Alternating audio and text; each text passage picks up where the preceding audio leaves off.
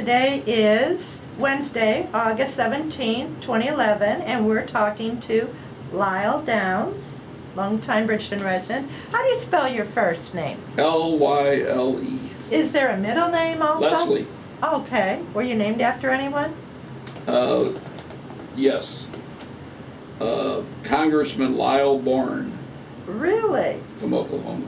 From Oklahoma? I was born in Oklahoma. Oh, well, that was what I was going to ask you Yep. next. Where were you born? And my dad moved here when I was like 3 years old. Well, may I ask what year, when you were born? 37.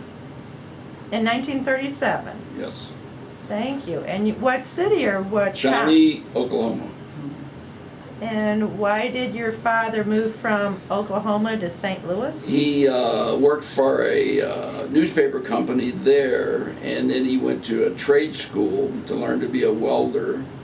And he came here to work at McDonald. Well, it was McDonald, which Curtis Wright first, and then it changed to McDonald. Where was the trade school in St. Louis? No, in Oklahoma, Oh, yeah. mm-hmm. And You then, kind of proud of him. He is one of two, him and Eddie Masker welded both of the two first space capsules. Oh, that's notable. Yeah. So that was, he was. What year was that, you know? I whenever they flew. You mean the John Lenn? McDonald, yeah, McDonald. But you're talking about the John vehicle, or John Lenn vehicle? Yeah, right. Both the very first, was it Mercury? Mercury. And the second Gemini, I think. Gemini, Yeah, sure. he welded both of those up, you know. Oh, So. nice. But when you say welded them, you mean he was Anything that had to do with welding Okay. on the machine. Okay. I mean, there's a lot more, God forbid, more than that, but that, you know, has parts of it are welded together, and that's what him and Eddie Masker are both worked for McDonald. And who is Eddie Masker? He lived on Welland Avenue across from Meyer's Acres. He Oh, was just my dad's friend and worked with him. I see. Well, did you have any brothers or sisters? 3 brothers. Were they all older? I'm the oldest. Oh, okay. 5 years older than Melvin, and each one of my brothers are 2 years apart. Were they all born in St. Louis then? Or Yes, I'm the only one in Oklahoma. The rest of them are born in St. Louis, over at St. Joseph Hospital. when your parents, your family, moved to St. Louis, where did you live? The first go around, we lived in on Lindbergh, where the viaduct goes under the bridge. Right There's by now Frankie's it's Frank's Market. Popcorn. That was a trailer park. Okay. We lived in a trailer there, and my dad walked down the railroad tracks to Curtis Wright to work and back. Well, And then when we moved over to Pattonville, close to the hardware store, like 3 doors from the hardware store, Now, which hardware store? Brannicky Hardware Okay. on the Rock Road. Well, that's where Jack and me are both the same age. Jack Brannicky. We're both 74 years old, and we've been friends for 69 years, give or take. And so he had an older brother, Charlie Brannicky, and I had a younger brother, Melvin. So him and me played together. And And you lived where? on the Rock Road, just 3 doors from the hardware store. Then we moved across the street. There was where now it's Heineman Realty. That was Sharp's Restaurant. Oh, yes, we've heard about Sharp's Restaurant. Well, right behind that, there's a couple little houses, and we lived in one of those houses on Raymond. And then we talked about Northwest Plaza. There was a house, an acre ground on Old St. Charles, which is now part of Northwest Plaza, that my dad could have bought for $12,000. Or the lot where we grew up at, which was on Taplin. You go down Taplin, and there was a little driveway that pulled up to the left that went past Dewberry's house, and then we were landlocked back there, behind Raymond and behind Oak. All those houses that lined those streets, my dad's property was behind that. Well, he bought the one in Taplin because it was $10,000, and the one on Old St. Charles at Northwest Plaza was $12,000. And plus, he didn't think he wanted his boys to be riding their bikes on Old St. Charles, give or take. Lyle, $12,000 house you're talking about, that's not the house that was right up at the corner, was it? This was when you go across Old St. Charles, when you go in Old St. Charles East and cross Lindbergh, you went down kind of like a block and a half on the bottom of the hill. Okay. There was a house, I mean, it's not there naturally, but there was a house right there. Okay. Is that where time. 80 Road is? Before you get to 80 Road. Okay. That's probably 80 Road's a good half mile farther. And it was an existing house? Yeah, and there was nothing. The Adams Dairy was there, and the Post property. You know, Mrs. Post, they lived in a big house up there, and that was all their property. And Adams Dairy rented that ground, so most of the ground in that quadrant was all Adams Dairy. But there was some houses on 80 Road, and there was some houses on Old St. Charles. But behind all that was all dairy. We keep hearing Adams Dairy and the name Gilbert Adams Right. being the farmer. Is that the same Adams Dairy that used to advertise on Channel No, 5? no. For He was just an stores? individual. He just sold milk to somebody. Okay. Was there another Adams Dairy located further east and over by Brown Road? Not that I know of. I'm not saying there wasn't, but I don't know Okay. that. So the public could go and buy milk? No. He just processed the milk, and then one of those trucks came and. Oh. But back then it wasn't a truck. It was those cans, those milk cans. You know, he had a cooling place up in there where he'd store it, and then they would come pick up those cans and put them on a truck and haul them. Well, now, you know, those big dairies, they have a semi-truck that comes and pumps it in there and everything. It's probably a refrigerated truck. Oh too. yeah, definitely. You think he would have sold a lot to St. Charles Dairy? He might have. I don't really. That part I They're don't so know. close. I knew Donnie pretty well, and Herbie Teese. They were good friends, and I used to go up there once in a while with Herbie or something. I mean, and Donnie. But They worked on the well, Herbie had his own farm, and then Donnie worked there all the time. Donnie Adams. He's passed away too. When you first moved, then you lived, you said, in the trailer, and that was sort of like Hazelwood, right? Robinson. Oh, that was called Robinson. Yeah. Did you go to school there, or did you already move down in Pattonville when you we started school? Basically moved over to past the hardware store and went to Pattonville Grade School on Fifi. And so Jack Brannigy was in your class. Are there any other people that might be still around in Bridgeton that we would know that were in school with you? Just off the top of your Well, head. as far as the grade school, I can't remember, but a lot of them, like on Old St. Charles, there was a real tall kid. What was his name? Slinker. He was in my class. He's passed away since then. Bob Shipley lived on the corner of Oak and Midview. He graduated with us, and he lives in Florida.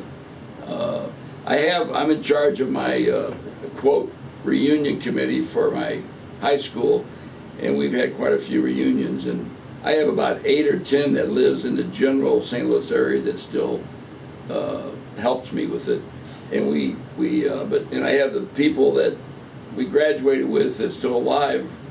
Most of them. Now, some of them we've never seen since the day That happens. Yeah. What year did you graduate from Penn? 1955. And what was it on St. Charles Rock Road at that time? The high school? Across from the Northwest Plaza is right now. It's the Holman building. Not the building's gone, but it was right there. So when you graduated, it was before Northwest Plaza was starting, correct? Right. What did you do when you were a young guy, high school age? Did you, were you in any activities during school? Did they have any extracurricular activities that you were involved with? Not too much, because Sports? I started working at the hardware store when I was 13. And so I worked after school and Saturdays. At that time, we weren't open on Sundays or anything, but not at night. We closed at 6 o'clock. But I did mostly that. Now they had, baseball, basketball, all that, but I basically worked most of the time. And then I worked across the street at the Texaco station. Now, where was Texaco? Texaco was right across from the hardware store.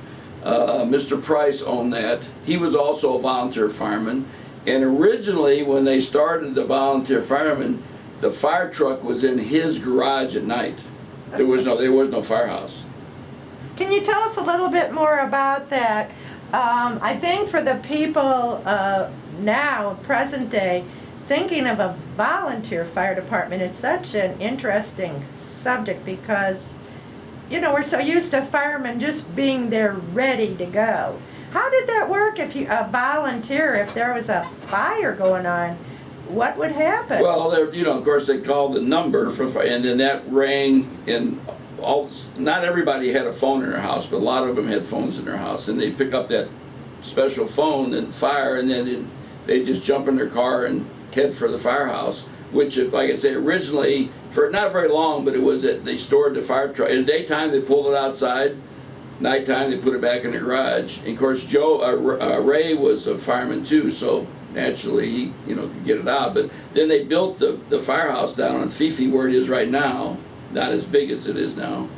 And everybody just head for there. You jump out, and the first 2 or 3 would get on the truck and take off. The 3rd or 4th one would sit down at the radio and man that. And then the more came, eventually they'd take the second pumper out, or what if they're after the fact. First there was only the one pumper, but. Did you have any special or protective equipment? Oh yeah, just like they do now, maybe not near as nice, but everybody, they had raincoats and boots and just like they do now. Of course, and now they got, a lot more radios and two-ways and all that kind of stuff. Did you have to buy your own? Oh, no. They got money from the, there was a tax, first there was, if I remember right, there was a sticker. You'd pay so much a year to be on the, if you had that sticker on your house, then they would fight the fire, supposedly. But I don't think I think they just did it anyway. If anybody had a fire, they fought it, Well, when did you start being a volunteer fireman? Was it when you were still in high school, or? No, after high school. And Jack Brannick was also with you? No. He was at the hardware store, but he wasn't volunteer. His brother was. Charlie was the chief at one time, Charlie Brannick. And what he would do, it was so funny, when there was a fire, when the fire thing went off, then also when the fire, then the siren would go off. Where was the siren? On top of the firehouse. And you would hear that if you were close enough, then you would head for the firehouse. And Charlie, though, he was, at the hardware store, he was 10 years older than us. He would literally run down the 2 blocks from the hardware store down Fifi Road to he was usually the first one there because he was only, whatever it is, a block and a half or what. And you said you worked at Brannick Hardware as a young guy, well, very young, you said. 13, I started, Jack. What in the world would you do at 13 years old? Well, I was there since I was 5. Because you were friends. Yeah, we're friends. In fact, I had my own bed there. I could stay there. I had my own family and everything, but we were there together so much. I had a bed and Jack had a bed, so I'd stay there a couple nights a week, whatever. And Saturday night, this is amazing. Of course, people remember. I would go there on Saturday night because nobody had TVs. They had a TV, like an 8-inch TV or whatever it was, and that was amazing that you could watch, Milton Berle and all those on Saturday night. But and then if I stayed there, TV? Oh no. Tell us about the cabinet, black and white, the cabinet. And then if I stayed there on Saturday nights, I'm a Baptist. I went to Fifi Baptist. They're Lutherans. But when I stayed there on Saturday night, then I went to church with them at the Lutheran church. Oh, really? Which one was it? They went way down to Wellston. Yeah, they went to church way down to Wellston. It was, I was going to say Hope, but I don't think that was. Grace, I think it was. Grace. Okay. Yeah. All right. That was interesting. And then when I say 13, we were there so much, I remember Mr. Brannick calling the boss, he'd say, hey, you're here so much, you just won't go to work. So we would sweep the floor, clean out the barn. We had a big barn back there with straw in it. We'd have to back, the loose straw, package up. Just anything that a kid could do. We didn't really wait on customers that much, but when I got to be probably 15, no later than 16, then I worked just like anybody else I waited on. Well, can you tell us about how the store was structured and comprised of? Well, number one, we had, at that time too, when the people on the Rock Road, you can't believe this, I guess, but they would pull in from the Rock Road angle in off the rock road and back out on the rock road to leave. Pull in and angle out on St. Charles Rock Road. Yeah. And we had a feed store, sold feed to chickens and rabbits and horses. We had a LP gas company. We sold LP gas. We had the hardware store. The Pattonville post office was inside the store. The grocery store and AG Market, which belonged to Mr. Brannick's, Oliver Brannick's brother, Harry, had the grocery store. And we sold everything from appliances down to nut and bolts. You named it. Seed, grass seed, just vegetable, lots of vegetables. Give away chickens every year. Give away. Somebody, you'd sign up and you'd come in and you get 15 free chickens. Why? How? What was that So you all can about? sell the feed. Well, that's a good marketing approach, isn't it? Who would thought And of you'd that? be surprised, they'd be lined up to get them 15 free chickens. Just like Gillette razor. And they could buy more if they wanted to too, but Well, you know now, of course, the city of Bridgeton gives away little saplings or plants once a year, and I know that's a big deal, but live chickens. live chickens, yeah. So was it legal, no ordinances about having livestock in Bridgeton? As far as I know, there was nothing in. I mean, everybody had. Like I say, we raised chickens and rabbits at our house. What did you do with chickens and rabbits at your house? Well, we ate them. We had a big garden. We had over a half-acre garden. My dad did. He was a green thumb guy. We had an orchard. We had a strawberry patch. We had asparagus patch. My mom would can. We had a big fruit cellar. Thing would be full when winter came. And then the rabbits and chickens, every Saturday or something, chop their head off.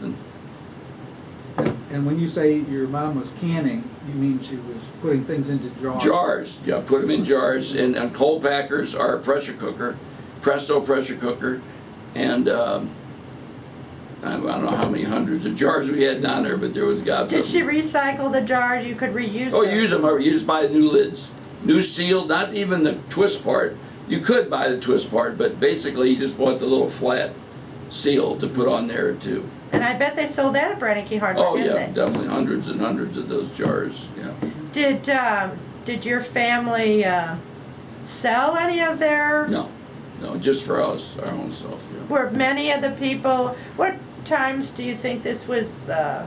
40s or 50s? Okay, that would be sometime around 50, around 48 to 50. I mean, longer than that. He had the garden, but that's when I was there basically. Then after I graduated from high school, of course, I was at the hardware store. I worked full time, and then Mr. Brannicky had a heart attack, so I went in the Army for 6 months. Just 6 months? They had a program then. If you would go in 6 months and sign up for 3 years active duty, not active, reserve duty, then that was it. And Jack, then when I came back from my 6 months, then Jack went for his 6 months. You planned it that way? Well, they let us, yeah. His preacher was a colonel, the chaplain in the Army. Oh, uh-huh. And he was in our reserve unit, so he helped get that arranged that we could go different times. And so that worked out good. So the idea was that one of us and Charlie, which his older brother, would be there because his dad was on the sick list as such. And so that worked out. When he came in with all three back, then we stayed there and eventually Charlie moved, and then with just Jack and me until I retired, and his two boys came in and took. I know Brannicky has suffered, one or two fires through the years? Two, basically, as long as I was there. Okay, when was the first one? Was it when you were? I was guy? still riding a bike, so I think I was about 12 or 13. I can't remember exactly the year, but it wasn't near as bad as the second one. Wiped us out. We were done for 10 months. We were out of business. Wow. Yeah. And how did they? Do you know what caused these two fires? Were they both from the same? I don't know. I don't remember the first one. The first one, I think, if I remember right, started over in the grocery store. They had a bunch of those compressors in the basement. The coolers were upstairs, the compressors in the basement, and one of those overheated, I Oh. believe. The second one started in our part of the building. When I say our part, the hardware part. And I think what happened on Saturday night, we had an air handler back there that moved the air around the building. And I think somebody threw some Arley rags or something down, and it combustion, or who knows, maybe smoking a cigarette, I don't know, but it started there. We could have easily saved the building, but they, because I knew the building, I mean, I grew up there, I could have walk through there in the dark all my life, you know, but they would not let me go in, because somebody told them that in the back part where the fire was the magazine where all the shells were stored. But if they would have given me a hose and my mask, I could have went back there and put the fire out, because it was all concrete around it and 2 doors. That's where it started. But they just kept pouring water on the outside, it just kept burning on the inside, so lost it. And how old were you when that second fire went on? What year was that? I guess I was close to 30, I guess. Somewhere around. I can't remember what date it was, to tell you the truth. Well, now, did you serve then in the military besides those 6 months of training? No, just the 6 months of training. So you were in like a reserve unit? So, well, but the reserve, we were actually in active duty. I took the 8-week basic, then you took the advanced training. I was a clerk typist, so I was the company clerk.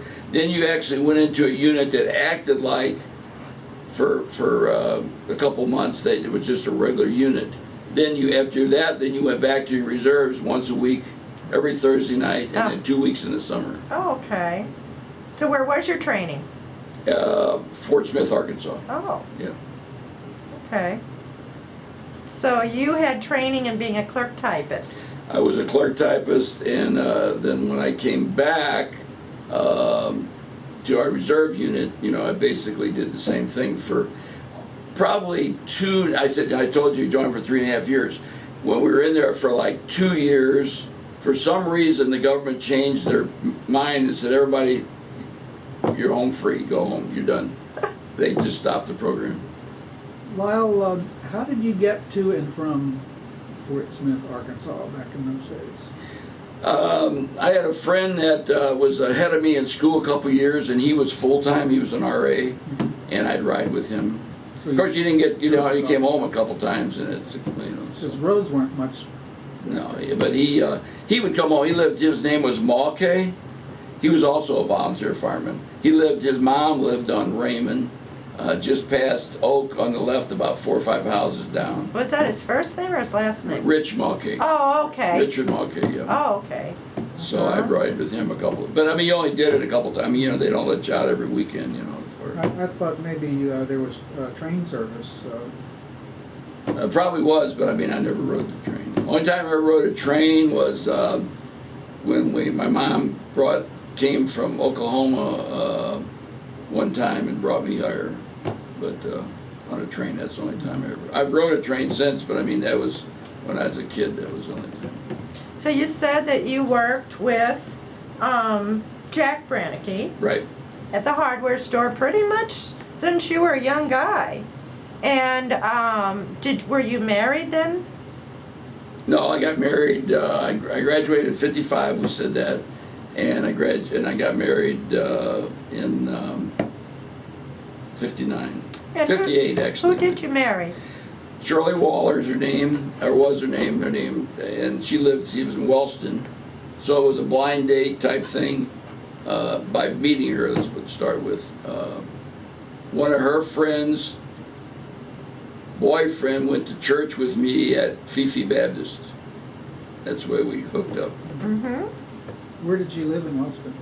On Kennerly, up by that Catholic church there on the turn, just up about a block and a half. In the city of St. Louis, or was it in? It's in Wellston, I Within think. Yeah, the city yeah, of Wellston. yeah. She went to Wellston High School. Oh, by Notre Dame Catholic Church. Is that the name? I can't remember the name of it. She lived right next door to it, right behind their parking, their kids. Yeah, my paternal grandpa went to church. Okay. He lived on Lotus. Okay. Did you get married at Fifi Baptist Church? No, we got married at we're in Wellston at her church, Baptist Church in Wellston. It was a big deal. It was $200 for the wedding and the reception. We got married upstairs, walked downstairs, and had the. I think everybody in the family brought potluck stuff, you know, and it was compared to my daughters, and my granddaughter just got married a couple weeks ago, and it was like $33,000. Well, Big difference. Yes, and you know, I think this is interesting that you told us about that. I know when I got married, I think my parents gave me $3,000 and said, okay, to see what you can do with that. Yeah, and you know, I guess, arranged to have most of it taken care of, sure. you know, cutting corners wherever you could, and some of us, that's what we did. Now, tell me, when you and Shirley married, where did you live? Up above the hardware store, there was 10 rooms up there. 10 rooms? The Brannickes lived in the back part. There was 7 back there, and the 2 front ones, nobody lived there. The grandma used to live there, and she had gone. So the boss told me, he said, "Can where are you going to live at?" And I said, "Well, I'm looking for." He said, "Why don't you live in the apartment in front? You know, it's like an extra apartment. Everything was separate, but it was all up above the hardware store." And I said, "Well, okay." He said, "You pay the utilities and you can live there free." Oh, well, that's a nice offer. So we lived there, I guess, like 4 or 5 years. And then we bought a new house in Arrow Heights, in Maryland Heights. Off of Smiley, or? Yep. Well, not really Smiley. It's off of, Parkwood goes down and curves around and gets on Eldon, I think it is. Yes. And back in Arrow Heights. Lived there for 10 years. Oh. Paid for that. Cheryl says she wanted to move. I said, "We just paid for it. Why do we want to start a payment again?" Well, how big was that house in Arrow Heights? Probably about 900 square feet, maybe. 3 bedrooms? Yeah, 3 bedrooms, small bedrooms. And brand new house. And you had how many Beheimer children? built it. Huh? How many children did Just you one have? girl, one daughter. Oh, you had one daughter? Yep. And so we lived there for 10 years. And then we moved to Harmon Estates. And I told her, I said, "We're not moving if our house payment's over $250. You know how much people pay now? $4,000 and $5,000. Well, tell us about your move to Harmon Estates, which is Bridgeton, and it's off of Old St. Charles. And Mark Twain Lane. And where in Harmon Estates did you find your house? Okay, well, we built that one too. You had it built. Well, Mr. Will Susan built that one. And he was the builder? Contractor, builder. He owned the subdivision. He owned that property. He put the streets in, he did everything. He owned it. It was Dr. Harmon's farm, and when he bought it, then he put all the utilities and everything in, and then took him about, oh golly, I guess 15 years or longer to finish it, to keep, he just kept selling lot after lot, plot after plot. I'm the first house on Harmon Estates next to the highway. First house. And Harry's his first name, Harry Will Susan. Great, built a nice house. But I mean, you just had to, and nothing against him, but his deal is anything you'd ask him, "No, we can't do that. Can't do that." Like what? So you'd go to Mary, his wife, and say, "Mary, I want this or that." Well, I had a better deal yet because I knew a lot of the contractors, like the plumber and places like coming in the hardware store. So, like Carson Plumbing from St. Anne's.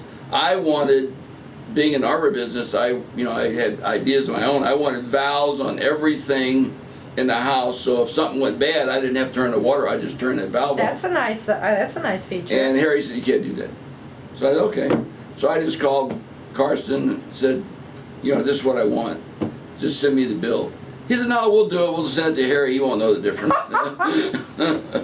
So, and there's little stuff like that, Now tell us about Harry Wilshoes, and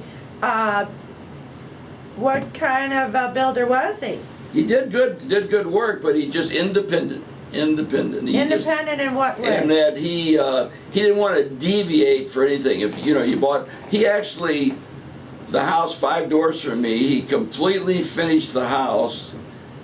And when the people came to close, they gave him some trouble, and he said, goodbye. Give them their money back, and they left. And when you bought a house, he wrote right on the contract, right across it, this house is not, I do not guarantee this house. Why would he say that? That's just the way it was. I did not close on my house until I knew what the circumstances was, so I said, when you're done with the house, and when I walk through it and I'm happy with it, I'll never call you again. Which is what happened. It ended up being 4 months after the closing date before I actually, which I didn't have no problem with that, but it just, because I didn't have to move, because when I sold my house in Arrow Heights, I told the man, I'm not moving until mine's done. If you don't want to buy mine, forget about it. That's okay, no big deal. No, that's fine. You just tell me when you're done and we'll close. So you were in a good position that you really weren't under a time frame. No. And the person buying your house, so much of this buying and selling is like a big domino thing. Yeah. I have to get out because the next person, and I have to wait and can't, buy until the next. I sell my house. I've heard of, those. Yeah, no, I didn't. I would. Can you tell us how much the original price was for your house in Harmon Estates? $43,000. And what do you think now they would go? Well, they just reappraised it, from this down thing, and it went from 220 to 185. Tell us, we talked to Mayor Conrad Bowers recently, who lives also on Old St. Charles. Right. And because he's the mayor and because he lives so in that area, and there was a very bad tornado that hit Bridgeton and Maryland Heights and the airport on Good Friday of April of 2011. And how did that affect you? Well, that night when the tornado was, I'm kind of a nut. My wife gets on me because we have a covered porch, and when there's a big lightning storm or something, I go out and watch the lightning. So anyway, I went out there, and I've always heard that story about tornadoes. Like, it sounds like a train. Right. Yes. I had never heard that. I mean, I heard it, but I heard the story, but I never have heard it. I was standing there, and all of a sudden, that train was coming up. You heard a behind rumbling? Behind my house. Sounded like the train was coming. And you were just outside on your patio. Yeah. So I told Cheryl, I said, head for the basement. So I go inside, we shut the door, we go downstairs, and where the pipes go through the roof for the water heater, the exhaust pipes, all of a sudden, whoosh, sounded like the roof went off, is what it sounded like. But so I waited a couple minutes, went upstairs, nothing was wrong. Went outside, nothing was wrong. One little limb on my front tree was broke, about that big around. Not knowing that it hit a block away, all those houses at the end of the street were gone, not even knowing that. And then all of a sudden, my friend Paul Meyer, which got his house damaged on Mark Twain there, he comes up to my house and he has these 3 older people, 2 of them, man and woman, legally blind, lived behind him in their house was damaged, glass everywhere. Oh. Her next door neighbor, another lady, her roof was gone, partly. Well, he said, Lyle, can you take care of these people? My house is damaged, and I don't know what can I do with them? I said, come on in.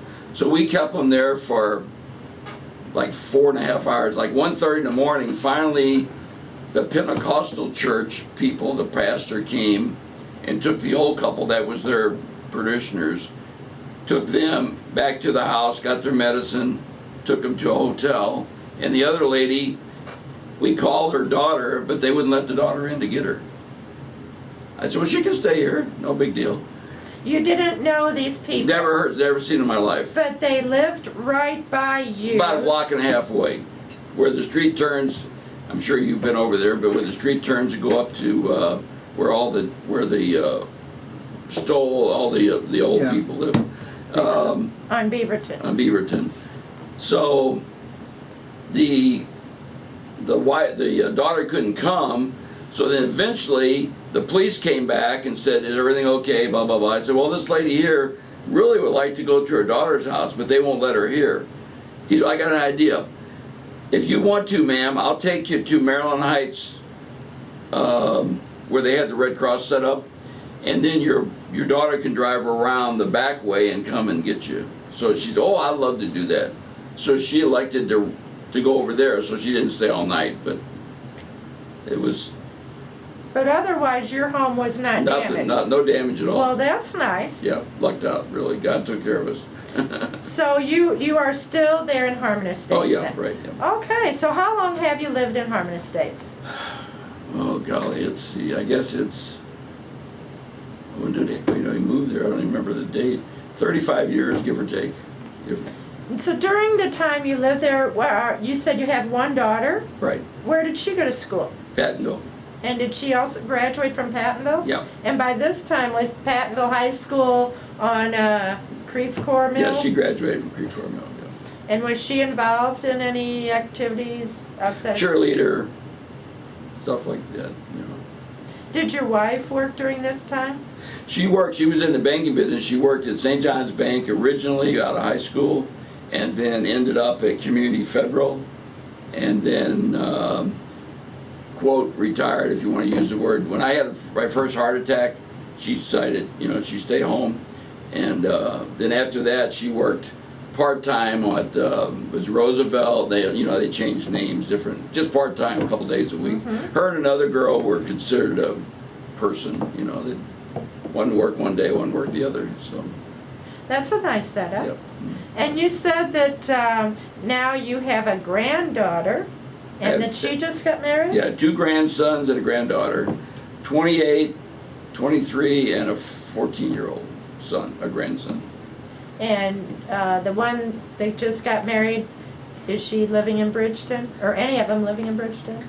No, Brenda lives in St. Charles in T.R. Hughes subdivision, works for St. John's Mercy. And my grandson lives in St. Charles. He's not married. And the granddaughter got married, bought a condo out in town up there at 370 up there, Town West or whatever. Oh, Newtown? Newtown. Yeah. And of course, the 14-year-old still lives at home. Okay, so you still have someone At my daughter's house, grandson, yeah. I see, Yeah. I see. So it's just you and your wife in your house now? Right. And were you involved in any Bridgeton politics during this whole time? Were you a councilman or anything? No, nothing like that. I my biggest thing is in Kiwanis. I've been in 40 years. I have 40 years perfect attendance. Now tell us, what does that mean, Kiwanis? What Kiwanis is a service club, and we basically make money to give to kids, our senior citizens, anything that different projects. We've done all kinds of projects. And then hands-on, some of it's not money involved, but just doing something for somebody. We have a Kiwanis Camp Wyman that we used to have. I don't know if you remember. There was a bingo here, and we had a bingo in Machinist Hall for years, every Tuesday night. I don't recall, Yeah. but And we would make a little over 100,000 a year wow. and give that away. We bought vans for Camp Wyman. Oh. We used anything, give scholarships away. Over the years, sponsor baseball teams, a multitude of service projects. We don't keep a dime of what we make. Every dime goes to something. We have no expenses. Well, if you have a barbecue or something, you pay for the meat or pay for the bread. And I know I do see barbecues that you have. Yeah, down on the Rock Road. I do right. see that. Mhm. You see him And at the park? and when we have the concerts in the park at Gendry Park, Yeah, that's the little. They have the hot dogs and bratwurst and the stuff. Yeah. and I never can resist buying some kind of desserts from the young kids. Yeah, that's the Key Club. I always have to buy something Yeah. from them. They're the Kiwanis young members. They call it Key Club.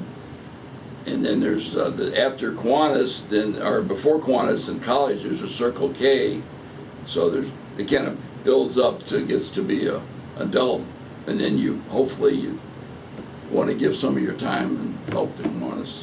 How does a person get involved to be in the Kiwanis? Well, of course you could, a lot of people get on the internet and just research it, but most of the time it's one-on-one. I ask you to join, and you're a member, you ask somebody else to join. We have basically 50 members. We are the best Kiwanis club in our district, but most of them service clubs are dying, unfortunately. The Lions are already done. You really? They've already quit. Really? The optimists are just about to quit, I think. It's just young people just don't want to give the time, I guess, is what it amounts to. It is sad. And tell us, well, on that subject, maybe we should talk a little bit about, would you say 20 years ago there were all these organizations that were very vital in Bridgeton, Kiwanis, Optimus, and Lions? What difference are there between these three? Could you Basically say? all service clubs. It just, like the Lions are kind of like for eyes. They collect glasses and, read stuff like that. The Optimists, I'm not even sure what the bottom line, they all do different things, but everybody does the same in the end. They help people, help kids. Like we have the senior citizen barbecue down at BMAC, just as a service thing, just to get together with, tell the older people, which I'm old too, but that we appreciate them and give them a free lunch type thing. So. Well, Joe and I, of course, are volunteers with the Bridgeton Historical Commission. Right. But you never have served on a commission. No, I've been asked, I'll be honest with you, but I just, with work, I always worked most of the time 60 hours a week. That's a lot. Plus the doing the Kiwanis, there just wasn't, you spread yourself so thin. Wife griped at me all the time anyway, but, not that I'm against it, but they're just a point. Now I would, over the years, do different things for different people as far as helping, but I never did really be appointed a commissioner or run for office. Now I did run, I take that back, I was the president of board of directors of the fire department. And unfortunately, the union got picketed at the store. Oh. Because they told me that we're the union and we run the fire department, you don't run it. And I said, no, I'm not that kind of, I vote my own thing. So they picketed the store and they threatened my wife. They called and told her if I didn't vote the way they said, might something happen to her. Oh my goodness. Or my daughter. They knew all that. And I said, that's not right, So I didn't last very long as far as a politician. Well, we're having a new firehouse built on Right, St. yeah. Charles Rock Road. And what will become of the existing firehouse on Fifi there? I don't know. I've not heard if they're going to sell it or tear it down or what the heck they're going to do. Now, when you were a volunteer fireman, was that building in existence? Not like it is now. It was just basically a big garage, if you want to use the word. There was no bunks, nobody stayed there overnight or anything like that. It was just back two engines in it and had a bathroom and stuff and a desk for the radios and stuff, but nothing like it is now, because it was just part-time, you might say. But you were a volunteer Yeah. fireman. And was your wife, supportive of that? Oh yeah, she had no problem. She knows I'd do it anyway. But when you were a volunteer fireman, was that when you were living in Maryland Heights? Oh no, Pattonville. Okay. Pattonville. Okay. All right. What did you think of the building of Earth City? That was quite a big deal because I moved into Bridgeton when that was just land Yeah. and Farmland, yeah. farmland. Yeah, the Hollenbergs and the Mustermans all farmed that ground down there. So What did you I think guess of that? I wasn't against it. I didn't think that much about it, really. It just... Did you think it would be successful? I tell you the truth, I always thought it was going to flood.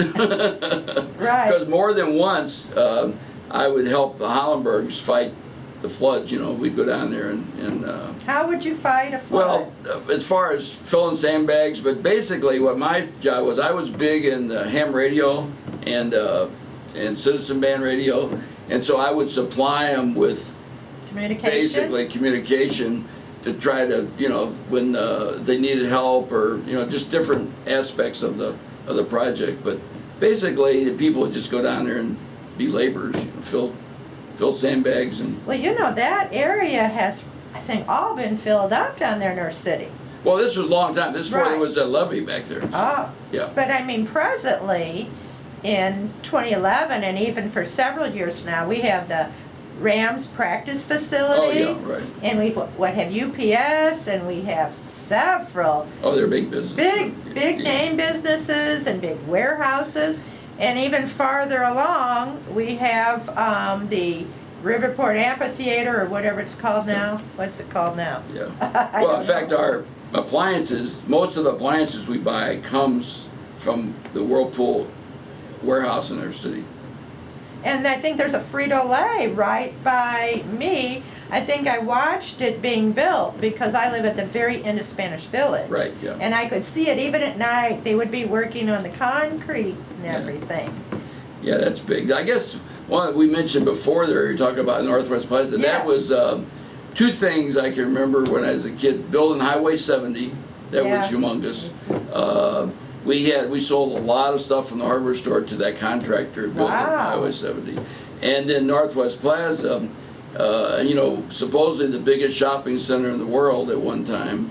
It was just amazing that that was built. And then you turn around now and it's a ghost town. There's nothing there. It just, you can't hardly believe, and that's not a very long period. Maybe, 40 years? 40? That I it went think, yeah. from being so viable to nothing. I mean, just nothing. I know, it's very sad, yeah, actually. yeah. It's very sad. I know when my kids were growing up, they would just, especially the daughter, she just would want to go over there and shop and Yeah. hang out. Yeah, and, hang out, yeah. And did your daughter ever work part-time up at Northwest Plaza? No, well, she worked for me at the hardware store. Oh, really? When she was going to high school as a checkout lady, a quote girl. And then when, after she went to high school, then she went to college. She went away to college at Springfield and came back and worked for a hospital at Christian Northeast. That's the only thing she's ever did, is Christian So Northeast. she did work at Brannicky Hardware Yeah. also. Right. After school, Saturdays, when... Well, do you still go into Brannicky Hardware? Oh, yeah. I could still be there. I mean, there's no hard feelings or nothing. It's just that at 55, I felt, I've been working there since I was 13 years old. I just kind of wanted to do something different. And then almost exactly the same time, my brother-in-law did a business like this. He worked for a business like this, selling appliances to builders. And they moved to Denver, and his wife would not move. We married sisters, and his wife would not move to Denver, so he was out of a job. And he lived in Whitmore, loved to play golf, so he couldn't find a job making the money that he needed to Support his lifestyle. So I told him, I said, well, Paul, you always tell me you can sell these appliances to anybody. They like you and you can sell them. Well, okay. I said, why don't you just go in business for yourself? Well, he talked to his wife. She said, we're not mortgaging our house to go in business. You might lose everything. So I told him, I said, well, I trust you. I'll loan you. I'm retiring. I'll loan you some money. No, you go with me. We'll go in business together. I said, no, I just retired as such, No, I'll do all the work. All you got to do is you just take care of the money. And I'll do all the work. I'll open, I'll close, I'll do everything.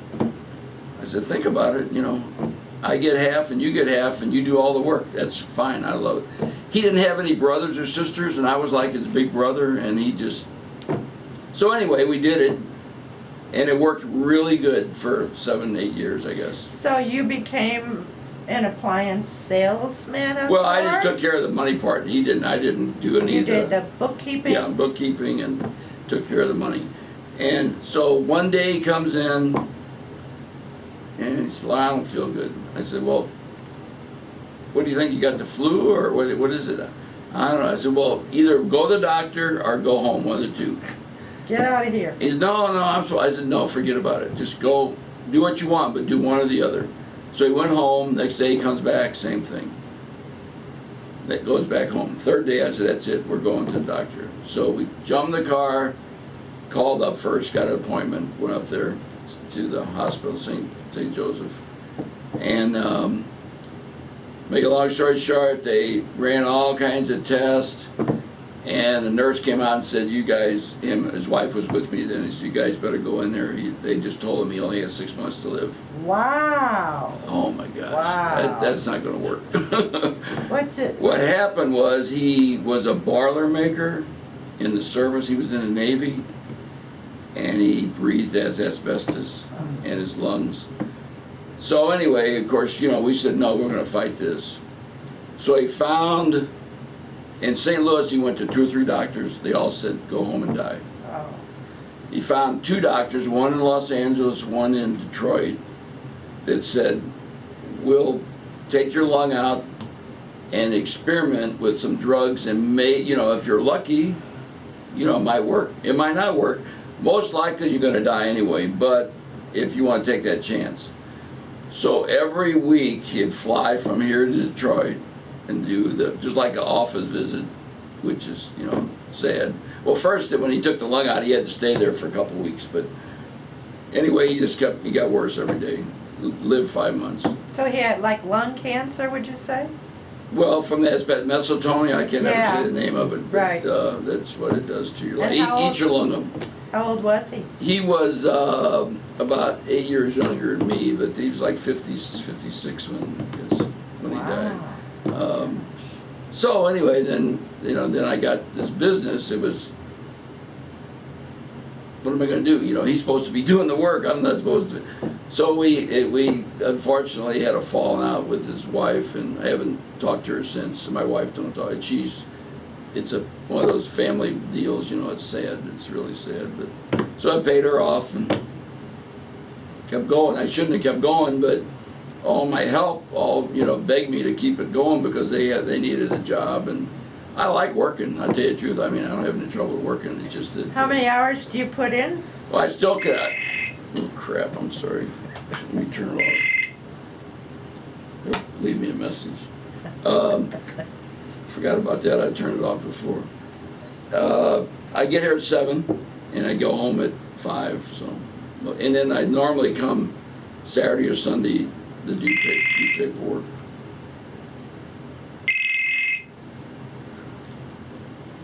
I'll call you back. I'm busy right now. Okay. Bye. My grandson. Oh. So anyway, that's the way it went with them. So none of your family works here for you? Well, then 4 years ago, we were really doing just fantastic. I mean, big business, Were there a lot of homes being built, a lot of subdivisions? yeah. Do you think that's what it was all about? Yeah, all subdivisions. Yeah, we couldn't kill.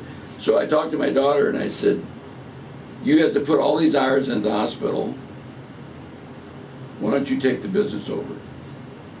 You make a lot more money than you're making now, and you can set your hours, do what you want. You're going to work, but you don't have. You can come and go if you have to take Kyle to school or something like that. So she did it. Oh. She was here for 2 years, Mm-hmm. and then the down part came. The economy? Well, she needed a salary because she's got a big house, and you know how that goes with young people. So she had to go back to the hospital. I can live without a salary, but she couldn't. So tell us, for our records, where is this business right now? We are in your office, in your business. Can you tell us what the name of your business is? Authorized Builder Sales. And Was we're in that the original That's name? the original name. We're in St. Charles, in Kyers Carper Park. And we have a second store in St. Louis County at Page and Warson. Oh, well, who takes care of that I location? have 3 people work there that basically run that on a daily basis. What is your projection for the future? Do you have one? It's just, you read every day in the paper, this morning's paper, same thing, that housing starts are down, and the whole building industry is just, they've got hit the worst, I think.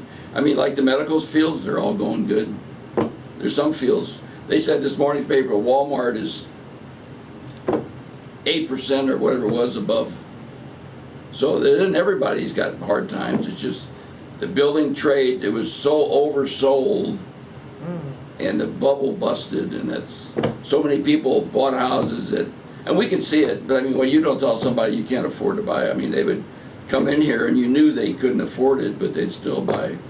These mortgage people just said, well, they'd come in for. I had mortgage people tell me they would come in and say, you know, we want to buy a house for $200,000. Oh no, you're approved for $300,000. Why not buy a big house? They couldn't have paid it. You know, they couldn't, and especially if one of them lost their job, which. When you bought your house in Arrow, what is it called? Arlington Estates. Well, the first one was Earl Heights. What? And when you bought your house in Arrow Heights, do you remember how much that cost? How much the house cost? $14,000. $14,000. And you said it was a nice brand new house. Brand new house, brick front. Yeah. Not big, but brand new. Mm-hmm. And you know, it seems just so amazing now what houses cost, and that people can afford them and their house payments and so forth. Yeah, I paid $119 a month house payment. I don't even know what ours is. My husband always took care of all our books. What else would you like to tell us, looking back on some of your early days, especially since you were at the hardware store? Is there anything that especially stands out to you? You know, maybe an event or something, what Bridgeton was like, or standing out in front of Brannicky Hardware, what that rock road must have been like? Well, like I told you before, you backed in and out on the rock road. I mean, you just can't even imagine thinking about doing something like that now. You know, pulling in at an angle and backing out on the traffic and go. The other thing, of course, you know, walk to school. No, I mean, you didn't have buses. You walked a mile and a quarter to school every day. Did you have much interaction with your neighbors across the street? Miss Lucas? Oh, yeah, Miss Lucas. She had that big house across the street, and Gertrude. And that's where the Walmart or Walgreens is. Walgreens is now. I used to laugh. They came across every day and get their mail, everything. And the older lady, the Mrs. Lucas, I call her, she would come and do her garden, and we would sell garden seed by the scoop. 15 cents for a little scoop, 25 cents for the big scoop. She'd say, could I just buy a half a scoop? Half a scoop. And of course, at the same time, she would go to the post office and pick up all of her checks from dividends and stuff. You know. Was Elvira still running the post office at that time? She worked there, but I don't know if they're exactly the same time frame. But she did work there. The post office was kind of a wired-in, if you talk, not chicken wire, but wire that would cut it off from the hardware store, so you couldn't really go back there. I mean, you could, but you could sneak around, I guess. But as far as some kind of postal regulation. Yeah, there was, and Mr. Brannicky was a postmaster. So. And when you say Mr. Brannicky, you mean Oliver. Oliver. Oliver Brannicky was a postmaster, and he was like.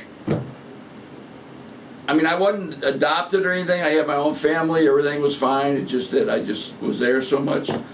I have a picture he put on there to my adopted son, because what would happen is Charlie and Jack were his real sons, but when he asked me to do something, he knew there was no answer no. It was just whatever he wanted done, I did. And then, you know, kids are that way. I mean, nothing wrong with that, but he'd say, Lyle, what are you doing tonight? And I said, well, probably I was going to go out with Cheryl. Well, listen, my lawnmower chain come off. You didn't say, you just went down there and fixed it. I mean, I wanted to, don't get me wrong, but he was that kind of, he's just a wonderful guy. I know when I got married, he called me back there, gave me a brown envelope and said, this will help you get started. Quite a bit of cash in it, you know, just that kind of guy. But in turn, I mean, I tried to be fair to them. And I mean, both Miss Brannicky, when she was alive, I did all of her own personal stuff for her all the time. Anything, she'd come, she loved the balance of checkbook. She'd come, she says, I said, I can do that. No, please let me do it. She was the boss, you know. But she always says, you're the boss, you know. I said, no. I think that's all we're going to be able to fit got on it, time. one DVD. So I'm going to push the button, okay? Okay. Thank you very much. We really appreciate your time. Okay, I enjoyed doing it. Thank Yeah. you. Thanks, Lyle. Okay.